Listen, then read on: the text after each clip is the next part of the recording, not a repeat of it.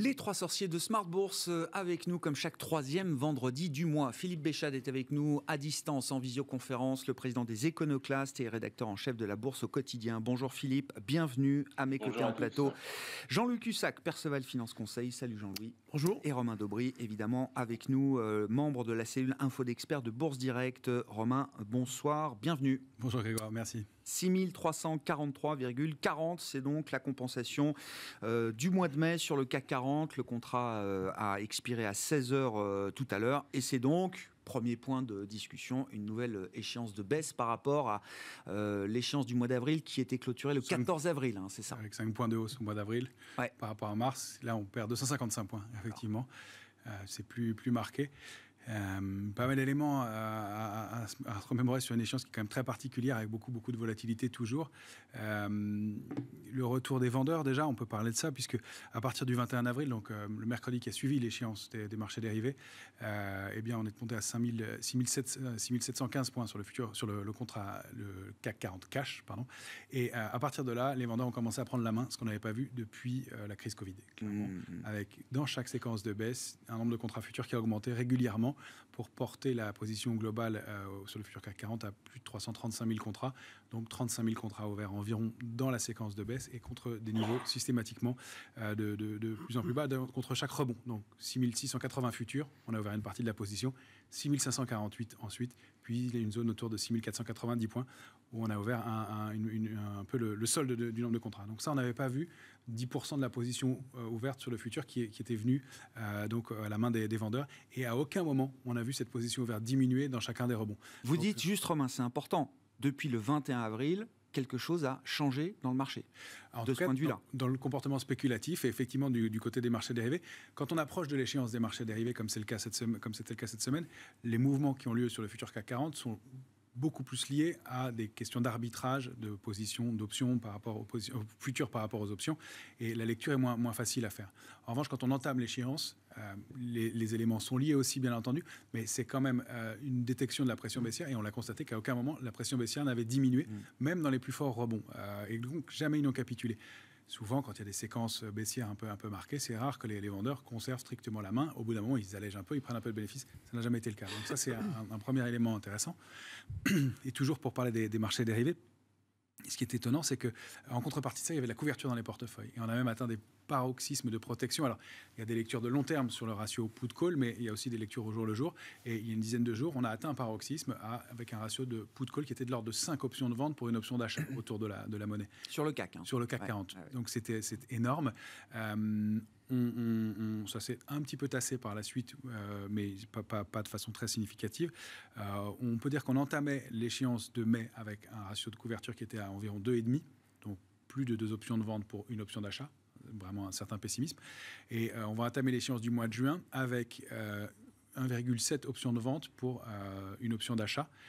Donc toujours de la protection, même si un petit peu moins, mais toujours pas mal. Et surtout, ce qui est intéressant de noter, c'est qu'on détectait précédemment, comme on l'avait fait, des zones de concentration d'options de vente qui nous permettaient de déterminer des zones d'alerte. C'est-à-dire que sous certains niveaux, on savait qu'on risquait d'accélérer de 100, 200 points, ce qui s'est produit quand on a connu notre trou d'air jusqu'à 5750 points. On savait que sous 6000, il n'y avait pas beaucoup d'ouverture jusqu'à 5008 et qu'il y avait 200 points de trou d'air. Là, il y a une densité d'options qui est régulière et ce, jusqu'à très bas sur l'indice CAC 40. Alors, tout n'est pas de la couverture, mais on a des options de vente, pour vous donner des repères, qui étaient au plus bas en quantité, jusqu'à 4008 sur l'échéance du mois de mai. Là, il y a des options de vente qui sont ouvertes en quantité importante, plus de 1000 par prix d'exercice, jusqu'à 3200 points. Donc, il y a une densité d'options de vente, même si le ratio est moins équilibré, qui est quand même assez étonnante. Et on observe, alors on peut se demander, évidemment, est-ce que ce sont des vendeurs de put qui vont espérer un rebond ou est-ce que c'est de la protection? Je pense qu'il y a un mélange des deux et qu'aussi bas, c'est pas de la protection, on ne protège pas son portefeuille aussi bas, ça n'a pas de sens. En revanche, en contrepartie de ça, on constate qu'on a un ratio de couverture sur les indices américains cette fois-ci, sur le S&P, qui est colossal au CBOT. On n'a pas eu de ratio de couverture aussi pessimiste depuis 3 ans et encore. Même au creux de la crise Covid, on a un ratio de couverture total qui est de 1,21 sur les options. Pour vous donner une idée de l'ambiance, en janvier 2020, c'était 0,66. D'accord. On rappelle que le ratio de couverture put-call, il va de 0,80 à 1,20. D'accord. On considère qu'il est équilibré. En dessous de 0,80, on considère qu'on est optimiste. voire... Donc là, 1,21, on est à un niveau de pessimisme extrême, important. Extrême. Sur les indices américains, on n'a pas enregistré ce niveau-là. Sur l'indice, c'est 1,46. On l'a jamais vu non plus. Et sur les options sur action, c'est 0,80, mais il faut savoir que le max qu'on a vu précédemment, c'était 0,68. Donc on est moins couvert sur les actions habituellement. Et donc là, il y a un extrême qui se joue aussi, alors même que la position globale est remontée un petit peu. Il y a 30 millions d'options ouvertes en plus sur une position globale qui s'établit à 466 millions d'options. Pas de valeur nominale, mais de contrats d'options ouverts. Donc il y a un pessimisme qui est extrêmement fort en contrepartie de cette pression baissière. Et ça établit la situation dans laquelle on se trouve actuellement. Oui, on peut le dire. Voilà, on est quel jour ? On est le 20 mai. En ce 20 mai 2022, on atteint un extrême en matière de pessimisme qu'on n'a pas connu depuis la crise Covid. Voilà, clairement. C'est la situation telle qu'elle est aujourd'hui.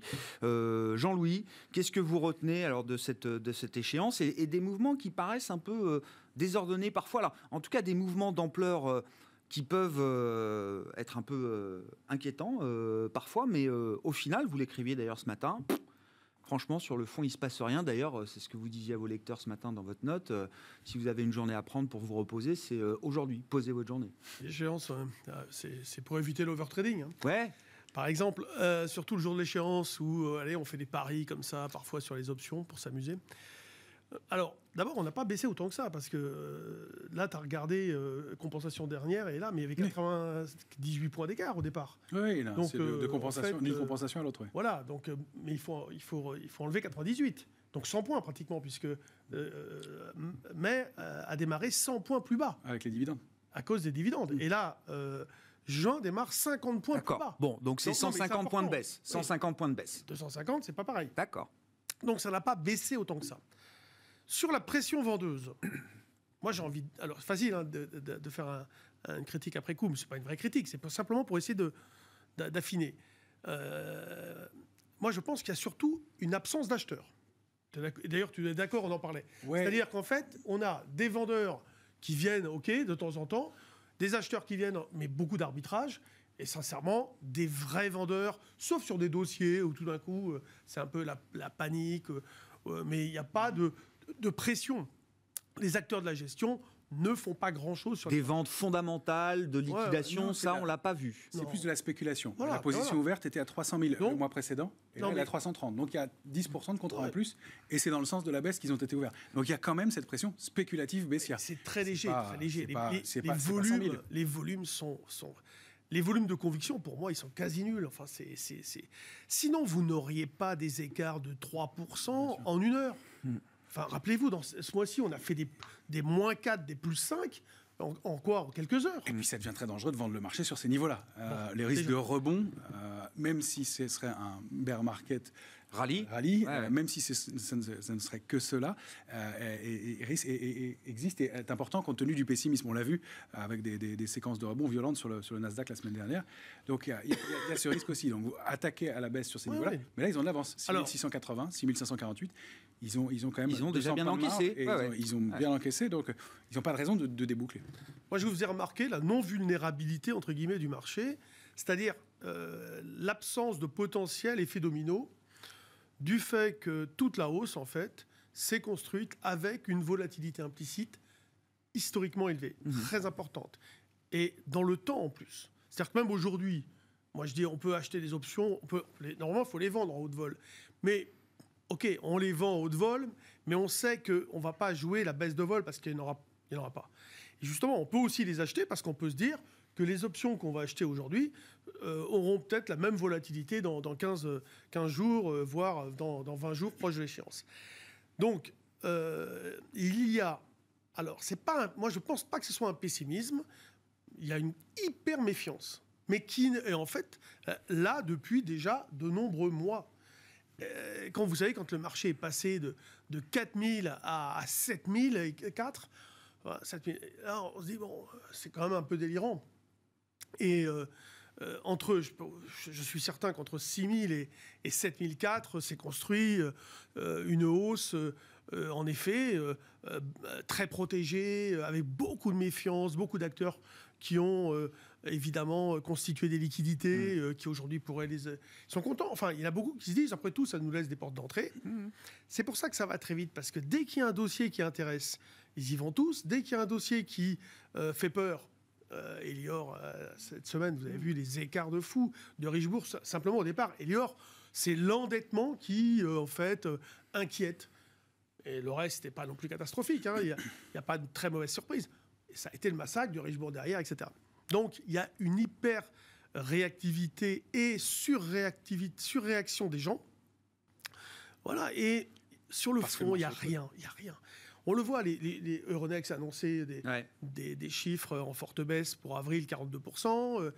On voit bien. Et puis, si vous interrogez les différents acteurs, ils vous disent en off, moi je fais rien, je suis protégé, j'ai des liquidités, je vais attendre des opportunités, je vais être hyper sélectif. Voilà. Donc on a un marché, si vous voulez, qui aujourd'hui surréagit à tout. Vous pouvez expliquer les 3% de baisse, puis les 3% de hausse avec un argumentaire à tiroir, mais qui dans un contexte qui restera parfaitement... on passe d'un sentiment à l'autre, problème inflation, problème croissance, d'une heure à l'autre, tout change. On se raccroche à ce qu'on a envie à la fin pour essayer... Mais au final, vous dites, ce fonctionnement-là, ça fragilise pas tant que ça le marché, sur ces niveaux-là en tout cas. Alors, la question jusqu'où, elle se pose évidemment, mais... Parce que de l'hyper-méfiance au pessimisme, c'est des nuances qui me dépassent un peu, d'une certaine manière. Je ne sais pas ce que vous mettez derrière hyper-méfiance et derrière pessimisme, mais l'hyper-méfiance, on a vu des journées où quand même on se disait, mais c'est pas possible, ça va partir. Oui. On va avoir une panique, on va avoir une capitulation. Et c'est hyper technique à chaque fois. Et voilà. Mais 6205 points hier encore sur le futur CAC 40, le bas du canal au point près, il n'y a pas de mouvement. Mais c'est ce que parce que nous avions déjà de l'hyper-méfiance. En fait, le marché, si vous voulez, il attend éventuellement... Vous savez, quand vous achetez de la volatilité implicite, en fait, vous imaginez que le marché puisse aller à la baisse ou à la hausse dans une marge de fluctuation relativement importante ou faible. Si systématiquement il reste au milieu de cette zone, il n'y a pas de surprise. Ça ne déclenche pas de force supplémentaire qui obligerait certains à vendre ou à acheter. Et donc, pour l'instant, on prévoit tellement un cône de vol, par exemple, tellement important que, en fait, comme il reste dedans... Il n'y a pas de surprise, il n'y a pas de quoi agir fortement sur ce marché. Et des volumes qui sont vraiment anémiques compte tenu des plages de fluctuation. C'est-à-dire qu'on a 3,5 milliards traités peut-être, mais dans des pourcentages de fluctuation qui rendent le volume ridicule. Et c'est ce qu'on voyait. Toi, tu parlais d'Elior, il y avait Alstom aussi, au moment de sa publication, qui a évolué dans une plage de fluctuation dans une seule séance de 23%. Sur une capitalisation comme Alstom, c'est monstrueux. C'est dire qu'il n'y avait rien dans les carnets d'ordre. C'est de la spéculation, des arbitrages, mais rien de solide. Sur une valeur comme ça, c'est pas normal. Pour terminer finalement en baisse de 5%, uniquement, c'est pas mal, mais les proportions sont spectaculaires. C'est très spectaculaire et c'est pas normal. On peut se poser effectivement la question de l'emballement à un moment ou à un autre. Pour l'instant, comme il n'y a personne et que c'est la spéculation qui drive, ça tient.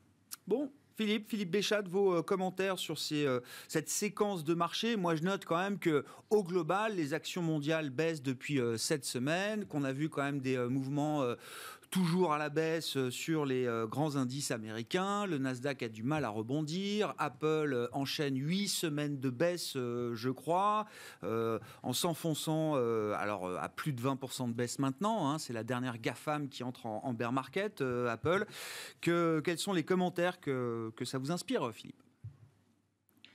Alors, je vais rebondir sur cette étroitesse des échanges qui contraste avec l'encours, même après avoir reperdu 20%, quand vous faites le total de l'encours, de la capitalisation Wall Street, Eurostoxx 600, la Chine, etc.,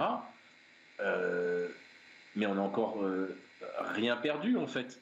Alors, le paradoxe, c'est que en notionnel, depuis le début de la correction, donc on va dire autour du 5-6 janvier, l'ensemble des actifs, actions, obligations, on perd 7 trilliards, 7 000 milliards, mais ça c'est uniquement de la perte de capitalisation notionnelle. Mais quand vous regardez les échanges au quotidien et qu'une grosse séance avec du -3, -4, on est à 5 milliards, ça veut dire qu'en fait, personne n'a sorti de papier.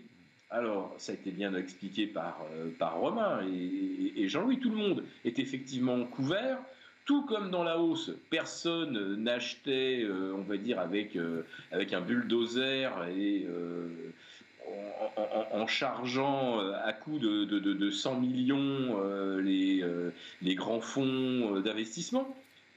On était contraint d'acheter par la Banque centrale, contraint. Donc on y allait, comme je l'ai déjà dit, un nombre de fois incalculable, on y a été la fourche au creux des reins, mais parce qu'il n'y avait pas le choix. Et aujourd'hui, si vous voulez sortir, la question c'est pour aller où? Et j'aime beaucoup cette réflexion d'un stratège américain. Pour l'instant, il n'y a nulle part où se cacher. L'obligataire a subi le pire crack et en termes de perte de valeur depuis 1981-1982. Donc là, c'est phénoménal ce qu'on a perdu sur l'obligataire. Ça enchaîne bien sûr sur les obligations high yield. Donc il y en a qui se disent « Oh oui, bon, alors je vais quand même essayer de sécuriser du 5% sur quelques émissions où j'ai plus ou moins confiance. » Non, plus personne n'a confiance en rien. Le high yield aujourd'hui, essayez de sortir une ligne. Vous avez intérêt à avoir un carnet d'adresses et des bons copains au fil. Sinon, vous ne sortez plus un bout de papier. Donc, on ne peut pas aller se cacher dans ce qui apporte du rendement, parce qu'aujourd'hui, le rendement est synonyme de risque et risque synonyme de potentiel défaut. Vous n'allez pas, bien sûr, sur les cryptos. On remarque maintenant cette corrélation Nasdaq crypto qui est passée à 80%, alors que l'année dernière, elle était quasiment non pertinente, ou en tout cas, elle n'était pas fiable. Là, maintenant, on est à 80 et un peu plus de corrélation. Donc, on voit que les cryptos, ça ne vous protège pas ni contre la volatilité monétaire, et l'euro perd plus de 10% par rapport au dollar depuis le début de l'année. Là, on est sur un point dur, on est à 103,50. Derrière, ça sera la parité.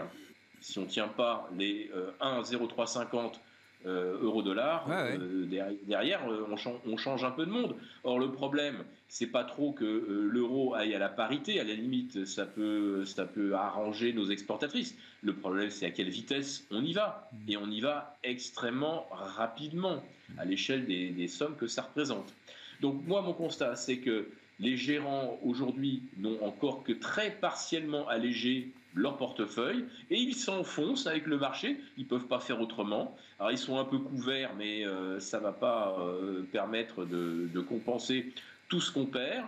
Je dirais, on est sur une sorte de Titanic où on sait qu'il n'y a même pas le quart des canaux de sauvetage qu'il faudrait pour que tout le monde puisse sortir en sécurité avec ses bagages les plus précieux. Là, on n'a jamais eu effectivement de moment de capitulation parce que tout le monde sait qu'il n'y a pas de profondeur et que si on vend, on va faire un target à moins 25, on va faire un Orpea à moins 27 en 48 heures. On sait qu'on est coincé. On est coincé et je le répète, pour l'instant, il n'y a nulle part où se cacher. Donc, je vois que les plus spéculateurs font un truc que je ne ferai jamais. Mais actuellement, ils me disent qu'il y a énormément d'argent à se faire sur les soft commodities, c'est-à-dire le blé, le maïs, le soja, etc. Quelque chose que moi, personnellement, je ne toucherai jamais. Mais aujourd'hui, où placer son argent et avec, on va dire, un scénario auquel on peut vraiment croire et s'accrocher, même aujourd'hui, les métaux industriels, ils commencent à corriger. Et si le CRB reste accroché au sommet, c'est grâce aux soft commodities. Mais moi, je vois déjà que les métaux industriels émettent des premiers signaux de ralentissement économique qu'on ne va pas tarder à appeler récession. Oui, on a vu le cuivre, Dr Copper, qui commençait à faire un peu la tête, effectivement, sur quelques jours ou quelques semaines. Quand on regarde les stratégies sectorielles, ou les secteurs boursiers qui fonctionnent, à part l'énergie, il n'y en a pas beaucoup, c'est ça. Il n'y en a pas beaucoup. Il y a au mieux, en fait, on peut raisonner par opposition, il y a tout ce qu'on ne sait pas pour l'instant sur le marché, et puis on va essayer de trouver ce qu'on sait.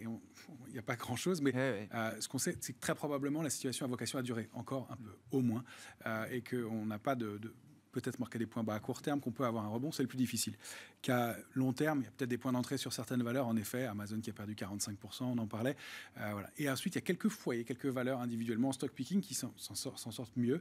Et là, il y a des choses. De façon sectorielle, ce qui tient et ce qui surperforme, et encore, hein, ça tient plus que ça surperforme, oui, c'est ça. Les utilities, ouais. les énergies traditionnelles. Ouais. Il y a des frémissements du côté des énergies renouvelables. Et puis, on peut surveiller l'industrie, la banque et l'automobile. Ouais. On peut surveiller avec... Banque et auto qui, sur l'échéance, là, ont plutôt surperformé. Hein. Qui ont plutôt surperformé. Et pour certaines d'entre elles, sont sorties de zone de congestion. Il y a BNP qui est sorti par le haut d'une zone de congestion de long terme. La Société Générale aussi, pas le Crédit Agricole. Renault frémit un peu, Stellantis attaque une zone de résistance, mais c'est faible et c'est tout ça dans des volumes qui sont anémiques. Donc on aime bien pour des figures de retournement haussière, c'est pas qu'on aime bien d'ailleurs, c'est que c'est indispensable qu'il y ait du volume, qu'il y ait du soutien. Un marché peut baisser sans volume, c'est rare, mais ça arrive et ça peut confirmer le signal baissier. On dit qu'il tombe de son propre poids. Et pour que le marché monte, il faut du soutien dans les volumes. C'était indispensable. Or, là, ça n'est pas vraiment le cas. Donc, au mieux, il y aurait un rebond de court terme alimenté qui alimenterait une première jambe de hausse, donc ce bear market rally avec une première jambe de hausse, mais ça ne serait que la première jambe de hausse d'un mouvement qui probablement donnerait des répliques baissières par la suite. Si c'est le cas, et rien qui ne permette de le dire pour l'instant, et c'est vrai que là, la situation est très floue. Oui, on est sur des niveaux de support, oui, il y a beaucoup de pessimisme, non, il n'y a pas de structure de retournement haussière à ce stade, et il y a une logique sectorielle qui est très faible. Alors, on a quelques valeurs qui sortent du lot. Sanofi surperforme, elle faisait, je crois, pas loin d'un plus haut historique aujourd'hui. Engie, effectivement. Et puis quelques valeurs qui frémissent. Téléperformance frémit un petit peu. Et puis, il y a des choses qui se mettent en place, mais c'est encore très timide, et des choses à surveiller sur des valeurs comme Atos ou Worldline qui sont très en retard. Ubisoft qui a pas mal payé depuis quelques jours. Donc il y a des titres individuellement. Vallourec qu'on évoquait en début de semaine sort par le haut de son triangle symétrique en fin de semaine. Après Valeo aussi, qui monte, mais qui prenait 6% en séance et qui, je crois, il y a quelques minutes, n'était plus qu'en hausse de 1,5%. Donc tout ça se passe un peu sur des jeux de contre-pied, sur des jeux de spéculation, mais il y a des mouvements qui se mettent en place comme ça. Mais ce n'est pas suffisant pour donner un signal clair global, en tout cas, ça ne suffit pas. Mais il y a des choses à faire, et je pense que ce qu'il faut aborder dans ce marché-là, c'est vraiment du stock picking, mais très, très, très détaillé, être light, très, très sous-investi, et essayer de prendre des positions sur les titres qui surperforment en les identifiant. Ils sont vraiment peu nombreux, et il y a pas énormément de choses à faire. On a essayé, pour être transparent, nous, de rentrer sur Alstom. On s'est fait complètement... Et grâce à nos stops, on n'a pas subi les écarts trop importants.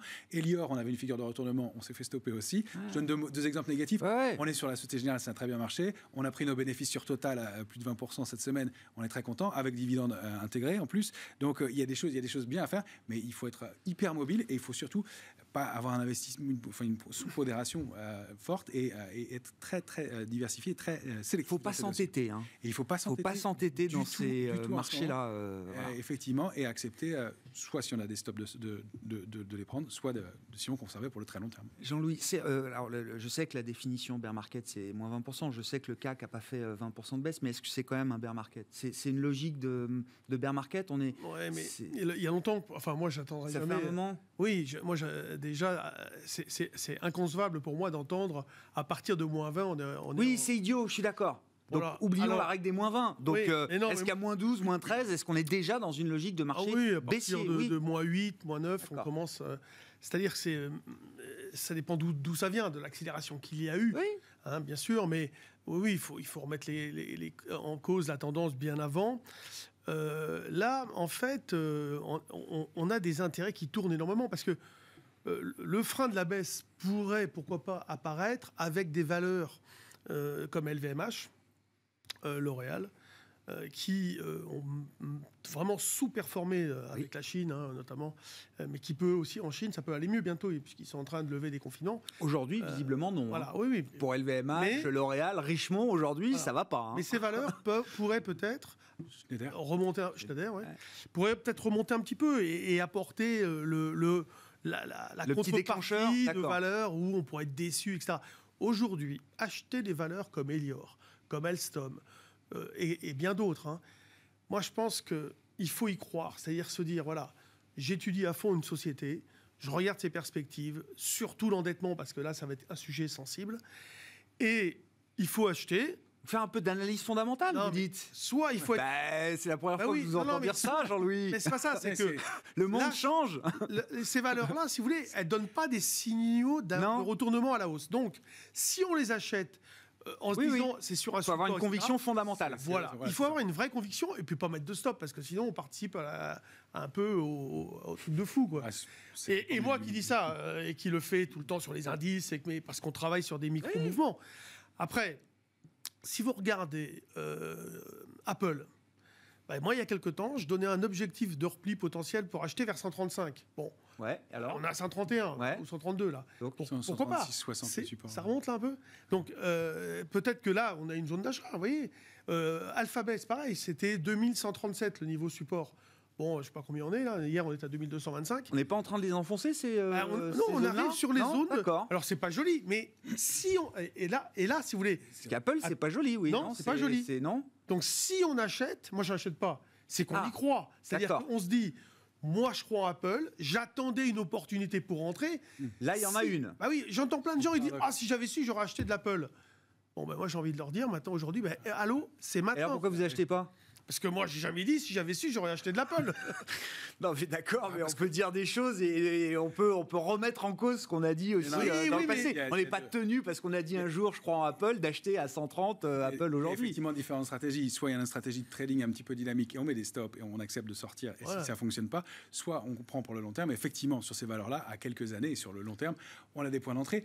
Je regardais sur Apple, les extensions baissières, elles peuvent se porter dans une zone 118,10, 121,40. On peut toujours aller plus bas, mais les extensions. Et c'est le problème du marché actuellement, c'est qu'on n'a pas de structure propre. C'est-à-dire qu'on a glissé et on n'a pas fait de figure de retournement propre. Donc on étudie des zones et on passe de zone en zone. Et donc ça rend difficile aussi de se dire, tiens, on a touché une cible, est-ce qu'on observe une figure de retournement haussière ? Donc sur du long terme, si on est prêt à supporter 15% de baisse en plus sur Apple, pour une hausse à long terme, ça peut être effectivement des points d'entrée. Nous, en analyse graphique, on va essayer de trouver des figures et des structures de retournement qui vont nous permettre d'entrer et avec un ratio risque-rendement qui nous intéresse. Si le scénario n'est pas respecté, on sort et on l'accepte bien volontiers, on est en cash et c'est ce qui nous a permis pendant les mauvais mouvements de marché d'être sous-investi et d'avoir un ratio risque-rendement qui nous fasse gagner de l'argent sur le moyen et long terme. Et quand vous achetez des Apple, Alphabet, etc., pensez toujours à l'euro-dollar, parce que évidemment, notre euro qui est un peu faible en ce moment nous fait que quand on achète ces valeurs, on les paye entre guillemets un peu cher. Oui, avec un dollar au plus haut. Voilà. Philippe, mais parlons d'Apple. Moi, ça m'intéresse quand même. Apple, c'est emblématique. Là, pour le coup, c'est quand même une valeur qui est détenue, surdétenue par tout le monde, des particuliers aux professionnels. Vous disiez tout à l'heure... on ne voit pas de logique de vente fondamentale, mais bon, Apple qui perd plus de 20%, j'imagine bien qu'il faut bien qu'il y ait des gens qui la vendent, Apple. C'est que de la spéculation à ce stade, ou est-ce qu'on commence là à rentrer un peu dans le dur, Philippe ? Oh là là, mais vous me prenez complètement au dépourvu sur le dossier Apple. Bon, actuellement, ce qui alimente beaucoup de discussions, c'est évidemment le Big Short de Michael Burry sur Apple, tandis que Warren Buffett annonce que lui continue d'en accumuler. Enfin non, il en a accumulé avant. Il a passé, je pense, le cap des 3 000 milliards et on lui doit certainement beaucoup à Warren Buffett pour avoir amené Apple à 3 000 milliards. Et là maintenant, le chartiste, il va regarder froidement ce qui se passe sur Apple, en dessous de 142,50 $. Vous pensez ce que vous voulez, mais a priori, les charts seront du côté de Michael Burry.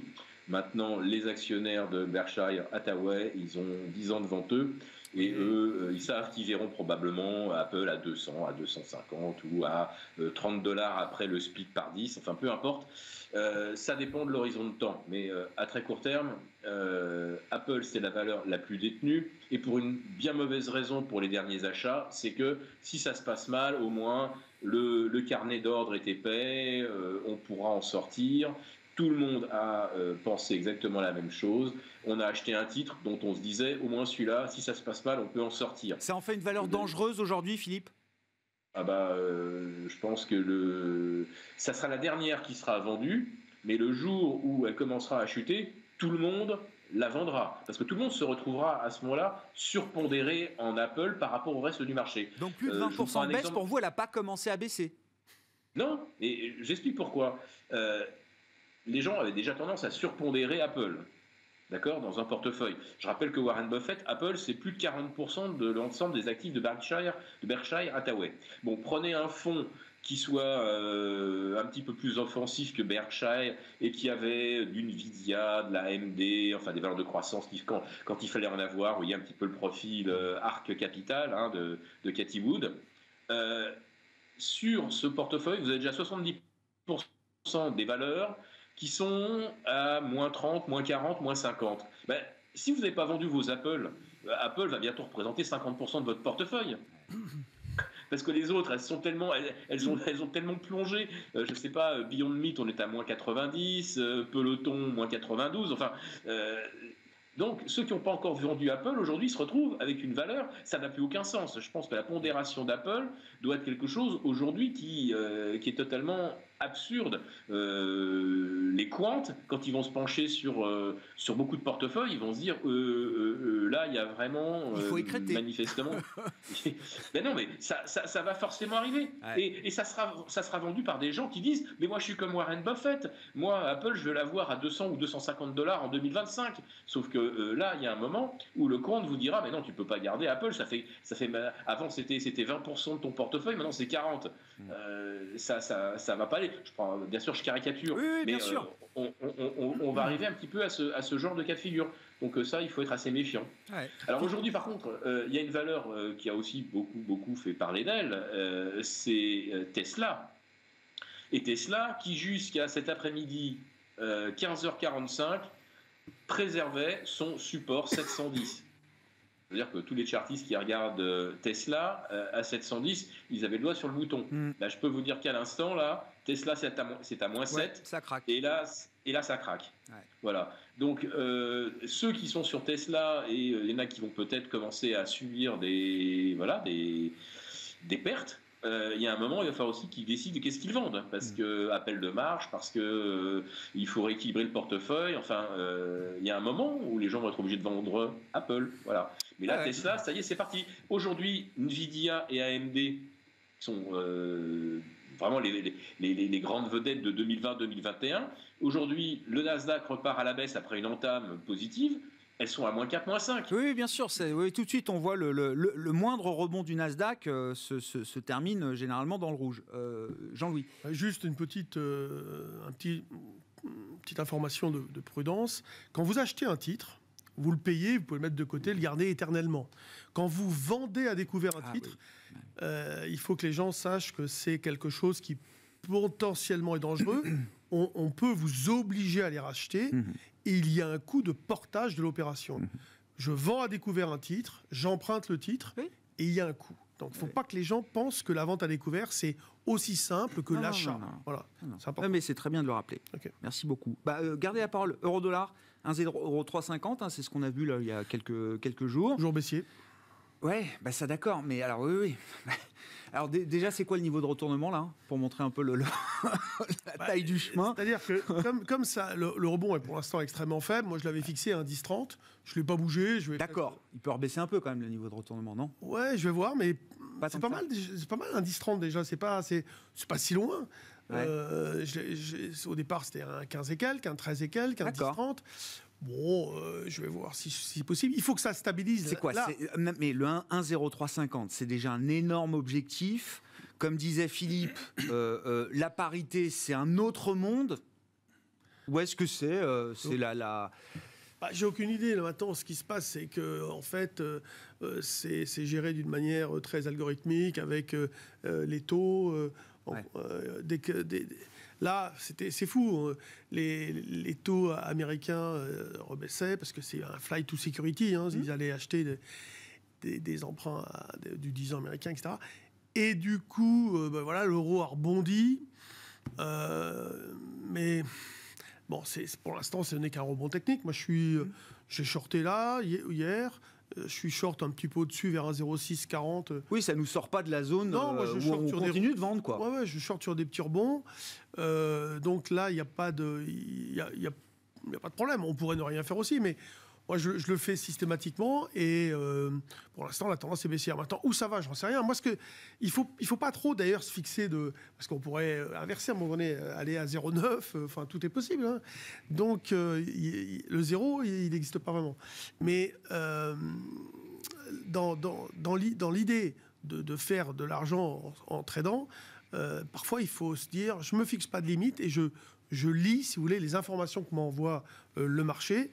Et l'information de l'euro-dollar, c'est que ça reste baissier, avec une volatilité implicite qui a monté d'un cran. On est autour de 10, 11, 10. Et voilà, elle était à 5,5 il y a quelque temps. Donc on sent la tension, on sent la crainte. Mais on me dit également que sur les marchés, il n'y a pas beaucoup d'intérêts vraiment puissants. Oui, sur l'euro-dollar, dire que la liquidité n'est pas extraordinaire, c'est assez étonnant. C'est tellement un one-way trade directionnel depuis plusieurs mois que oui, ceux qui sont pris position sont en position et attendent, quoi. Oui, il y a beaucoup de positions spéculatives qui ont été prises, ils attendent. Voilà. Maintenant, des intérêts forts de conviction, là également, c'est fou, hein, parce que moi, quand on m'a dit ça, encore j'ai appelé cet après-midi, mais on m'a dit non, il n'y a pas vraiment de business, on ne fait pas grand-chose sur l'euro-dollar. C'est assez étonnant. Ça correspond peut-être à un environnement macro compliqué. J'essaye d'apporter une lecture fondamentale. Il n'y a pas de visibilité nulle part. Bien sûr. Tiens, on parlait des shorts. Romain, je sais que, alors, pour le coup, là, on va prendre le temps de regarder, mais vous comptabilisez les positions short, le nombre de valeurs qui sont shortées là, sur le marché parisien, européen. Est-ce que ça bouge? Est-ce que c'est un indicateur qui évolue là? C'est l'AMF qui le fait pour nous. Alors, oui, bien sûr. Dès qu'on est vendeur de plus de 0,5% du flottant d'une société, on doit le déclarer. Et donc, c'est le cas. Il y avait effectivement plus de shorts. Alors, ça a augmenté il y a 2 mois. Depuis, le nombre reste constant, c'est 91 valeurs du SRD, donc du service de règlement différé. Il y en a à peu près 250 qui font l'objet de déclaration. D'accord. Ça n'a pas énormément évolué. Alors, il y a un nouvel entrant, c'est Orpea, dont 8-40% du capital est vendu. Il y en a qui ont dû avoir une semaine extraordinaire. Ça baissé quoi, 30% là, c'est ça, sur le sens d'avant-hier dans ces proportions en tout cas. Il y a Alstom qui reste toujours en tête, largement, mais dont la position short a diminué un peu. C'était 17,5 à 18% du capital vendu. C'est descendu à 15%.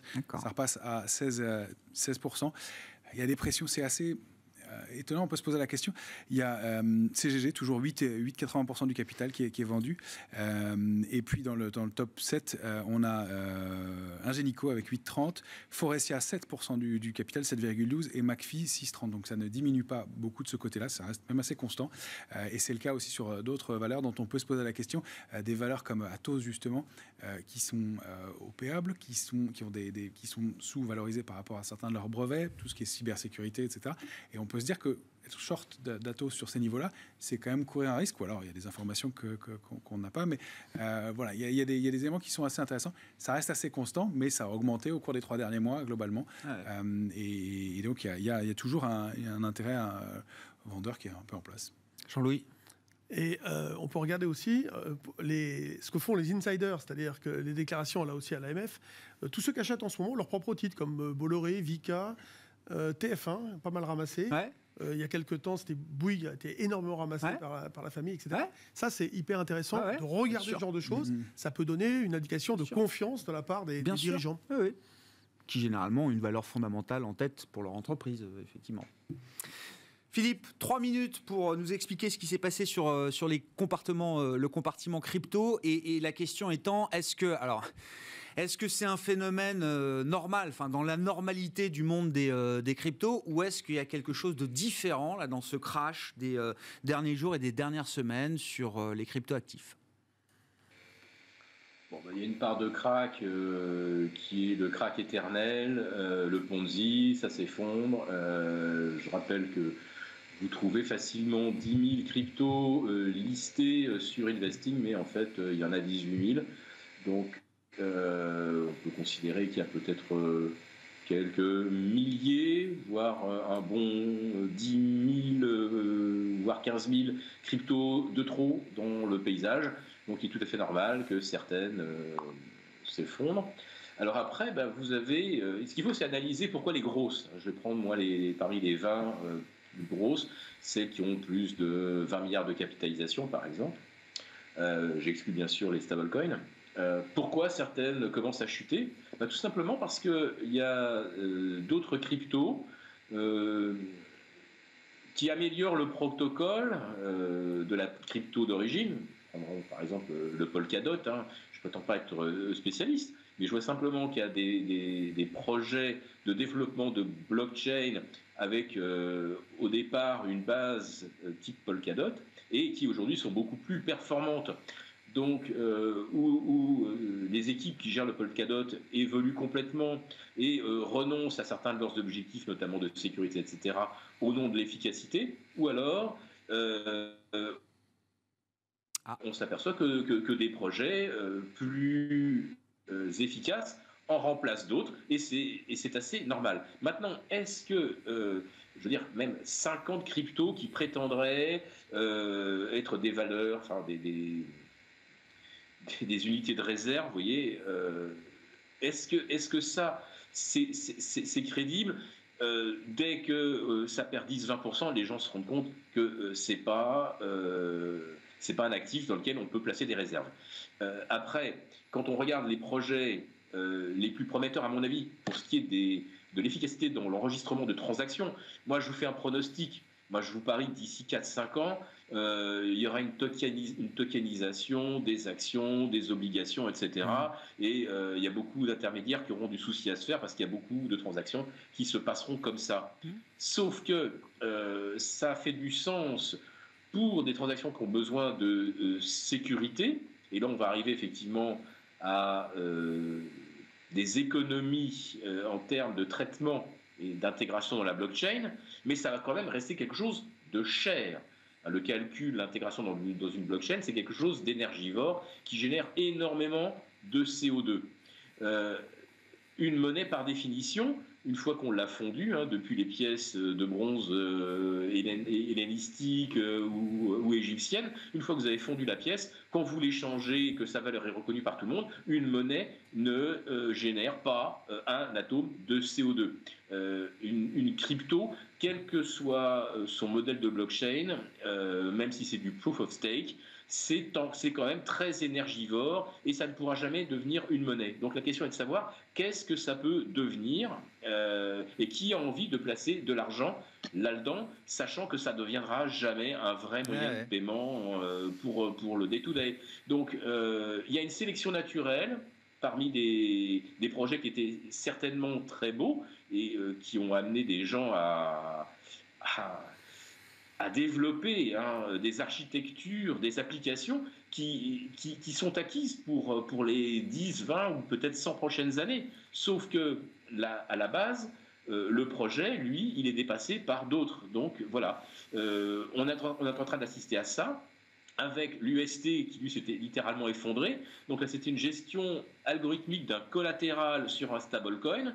Et l'algo, il a généré en quelques heures la création de 9000 fois le nombre de jetons initiaux sur la Luna. Voilà, et l'algo, il a fait son travail.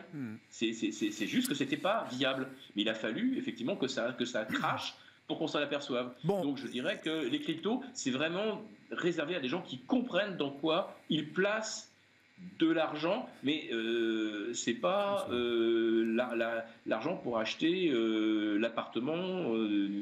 Non, mais c'est bien de le rappeler. Non, mais effectivement, il y a un moment darwinien là autour des cryptos, c'est ce qu'il faut retenir. On s'arrête là, messieurs. On se retrouve dans un mois pour une nouvelle échéance. Philippe Béchal était avec nous en visioconférence, président des Éconoclastes et rédacteur en chef de la Bourse au quotidien. Jean-Luc Hussac, Perceval Finance Conseil, et Romain Daubry, membre de la cellule Info d'Experts. On se retrouve lundi, nous, Romain, à 12h30 pour le plan de trading. Et la prochaine échéance, donc le 17 juin prochain.